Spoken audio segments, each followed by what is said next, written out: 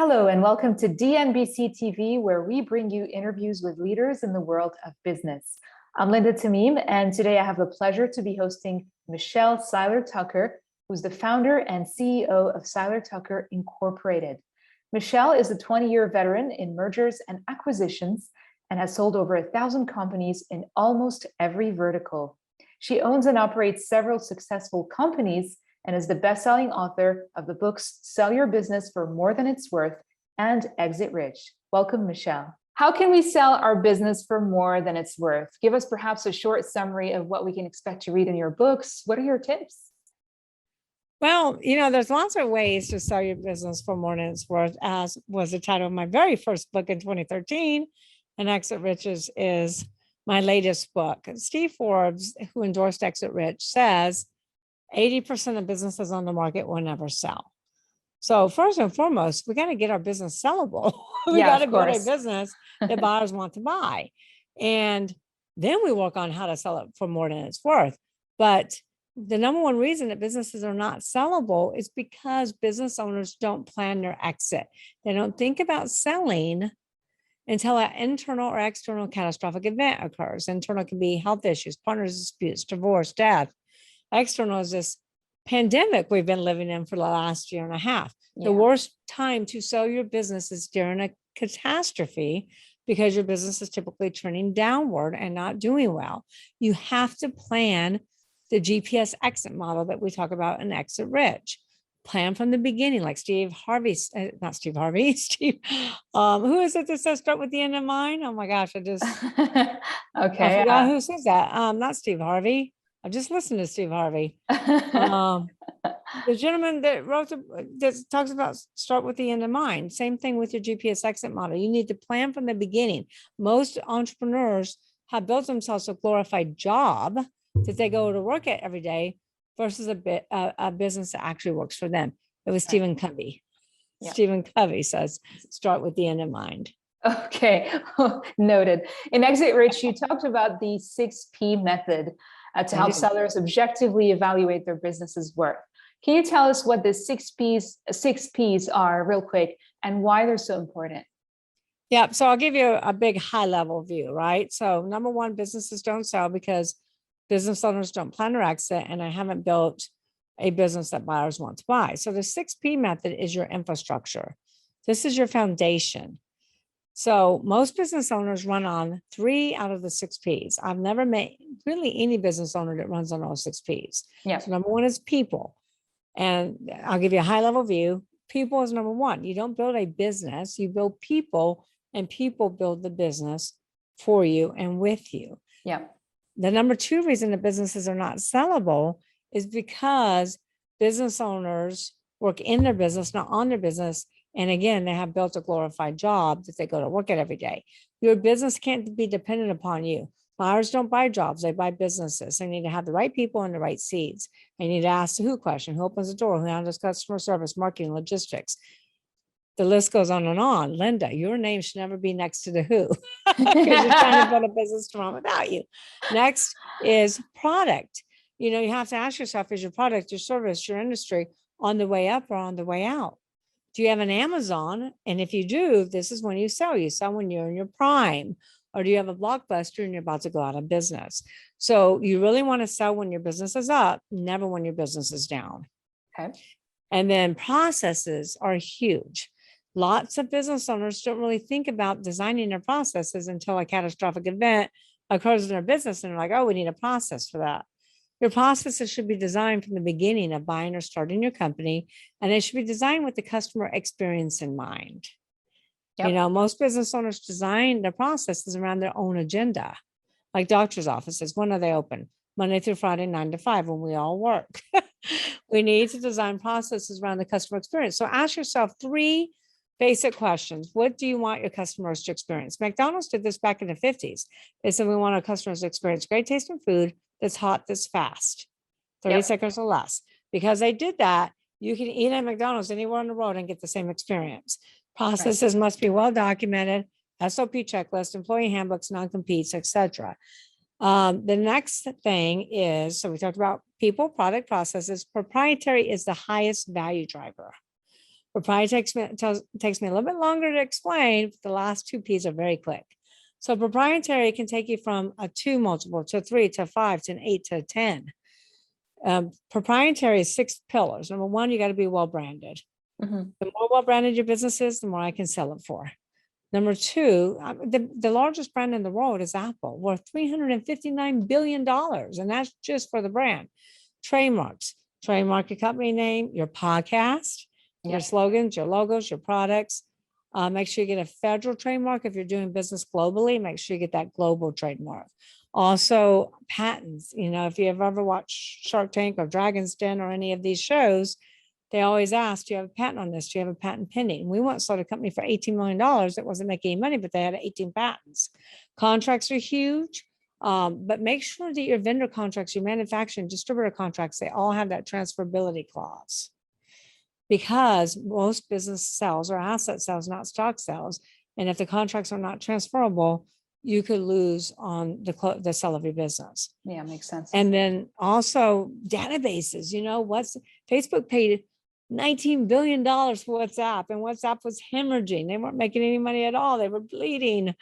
But they had 1 billion users. So they had that synergy.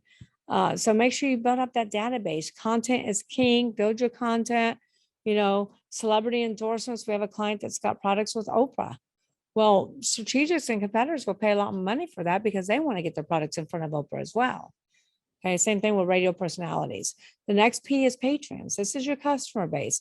Most businesses follow the 80-20 rule, where 80% of their revenue comes from 20% of their clients. So they have customer concentration. If they lose 20% of those customers, they're in big trouble. Picking your customers is key then. Keeping your customers is key, but diversifying is even more key. Because, you know, we sold a business, we were working on selling a business, a media business that had 5 clients, only 5. And because they catered to casinos, they lost 2 of their 5. Their revenues dropped in half, their EBITDA dropped in half. EBITDA is earnings before interest, taxes, depreciation, amortization. This is the cash flow of your company. So you got to have customer diversification, not customer concentration.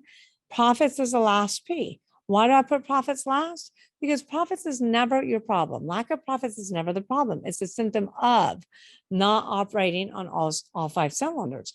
If you have, you know, clients come to me all the time and say, Michelle, I have a profit problem. I'm like, no, you have a people problem. No, you have a process issue. Wow.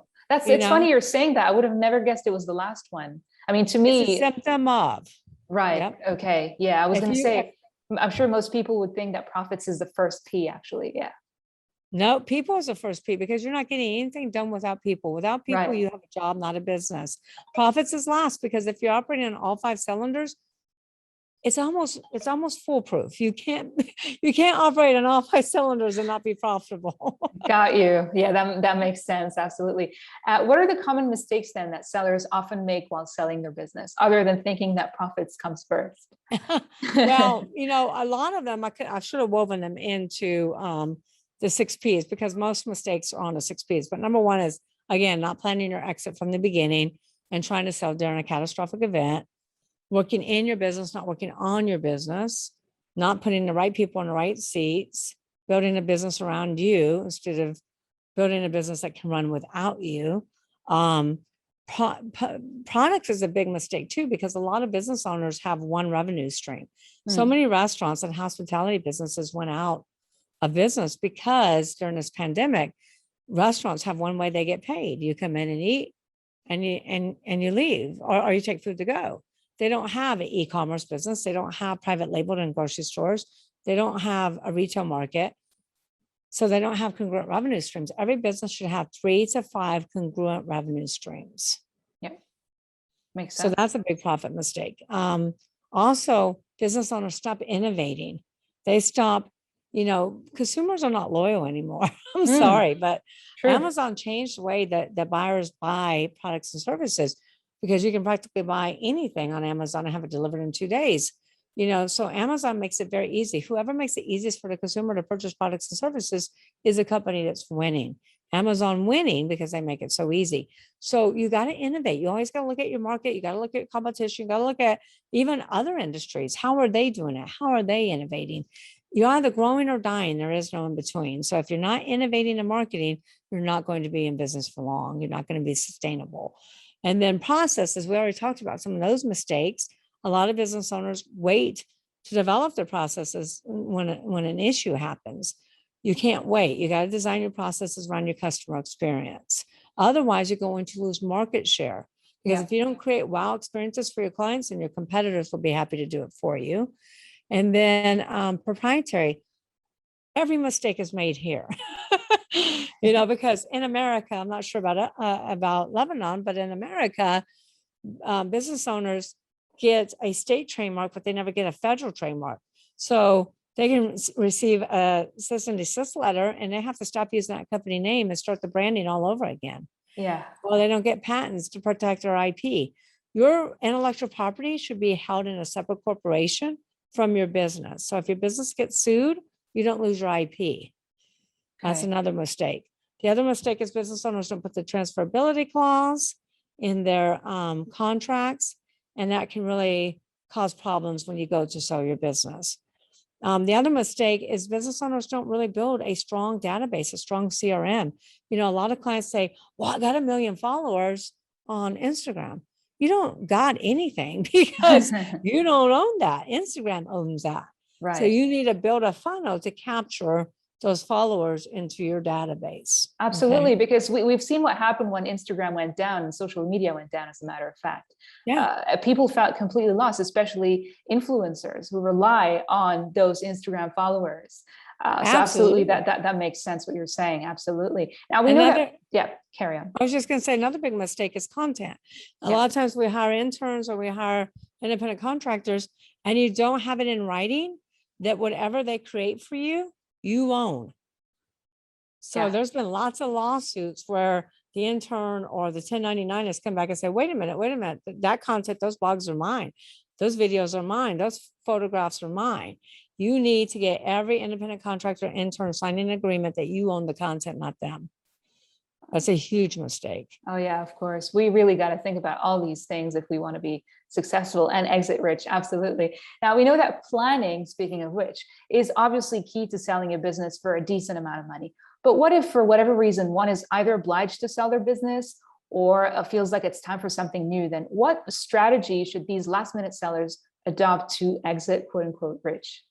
Well, number one, they need to get exit rich. For sure, obviously. Now, they should also align themselves with an advisor that's got a tremendous amount of experience and can help them get their business ready. And, you got to really look at the reason for selling. Is a reason for selling a catastrophic event? And just be aware that you're not going to be able to maximize value. If you're selling during a catastrophe, you will not maximize value. You'll probably end up selling for pennies on the dollar, closing your business, or even worse, filing bankruptcy. If you want to exit rich, you got to start that planning today. I mean, even if you say, well, I want to sell this year, great, let's get started, because we got to get in there and fix your business. We got to tweak your business. We got to get it running on all 6 Ps. We got to make sure it can run without you. Right. In order to maximize value. Oh, for sure. That makes absolute sense. Now, one last question for you, Michelle.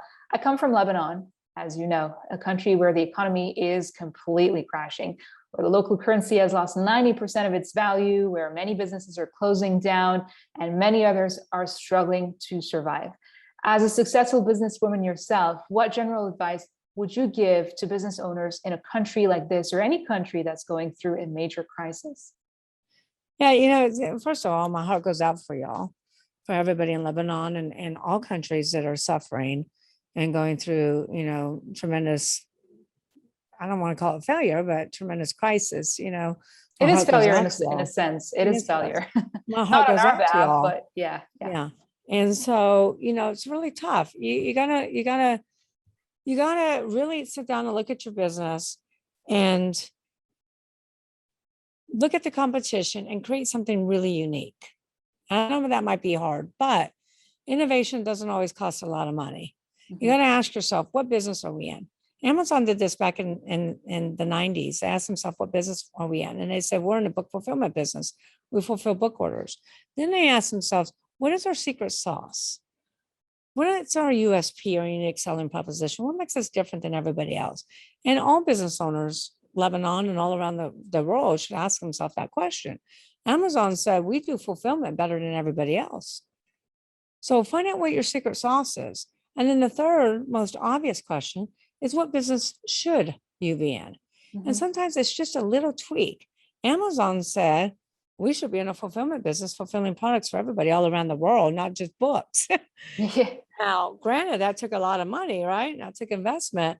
But those three questions transformed Amazon to from a small book fulfillment center to the big worldwide conglomerate that they are today. Yeah. Multi-billion-dollar worldwide conglomerate. And then seek the advice of an expert. Reach out to somebody like me, reach out to another entrepreneur that you respect. Choose somebody who's been down the path that you want to travel. Don't choose somebody that is not successful. Of course. Choose somebody who's already Logically. successful. They've been down the path you want to travel, because they'll shorten your learning curve dramatically. And you learn from other people's mistakes. Don't learn from your own. It's not what you know that gets you in trouble. It's what you don't know. Read, every book you can get your hand on about entrepreneurship. Learn to ask those transforming questions, because you want to learn from other people's mistakes, and you want to be different. You want to be unique.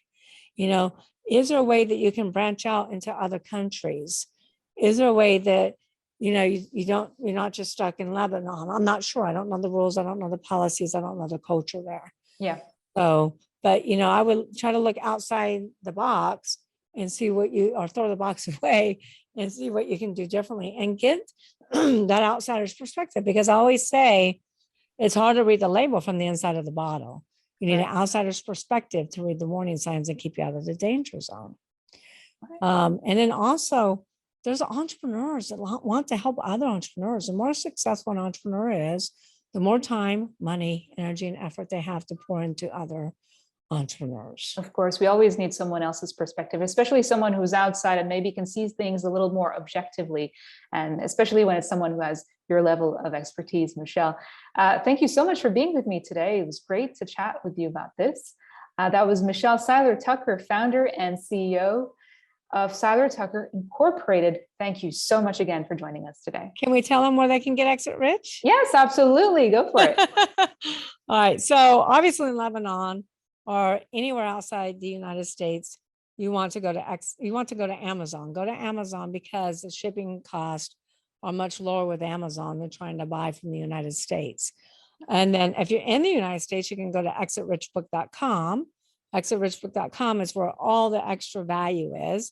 For $24.79 plus shipping in the United States, we'll ship you the hardcover, we'll email you the digital download, plus we'll give you a lifetime membership into the Exit Rich Book Club, where we have policy and procedure manuals, employee handbooks, everything you need to operate your business and sell your business. All the documents are there: sample letter of intents, purchase agreements, due diligence checklists, closing docs. These documents will cost you over $50,000 if you tried to recreate them.